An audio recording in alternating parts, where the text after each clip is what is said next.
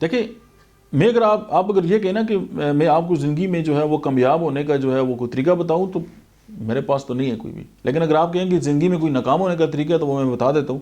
آپ ہر انسان کو خوش کرنے کی کوشش کریں تو انشاءاللہ آپ زندگی میں اللہ نے چاہا تو بالکل آپ کامیاب نہیں ہوں گے, آپ ناکام ہوں گے. اس کی وجہ کہ ہم لوگوں کی خوشنودی کے لیے, لوگوں کو خوش کرنے کے لیے, ہر بندے کو جو ہے وہ مطلب ہے کہ خوش کرنے کے چکر میں ہے وہ اپنی جو زندگی ہے وہ رائگاں جو ہے وہ کر دیتے ہیں, یا ہم اپنی جو لائف ہے اس کو ضائع کر دیتے ہیں. یہ کبھی ہو ہی نہیں سکتا کہ آپ اگر زندگی گزار رہے ہیں اور آپ کے ساتھ جو ہے وہ کوئی بھی خوش ہو. خوش صرف یہی ہوتا ہے کہ آپ اس دنیا سے چلے جائیں تو لوگ آپ کو اٹھا کے بڑے عزت احترام کے ساتھ جو ہے وہ آپ کی آخری جو رسومات ہے وہ ادا کر دیں گے, پھر کہیں گے یار یہ بڑا اچھا آدمی تھا.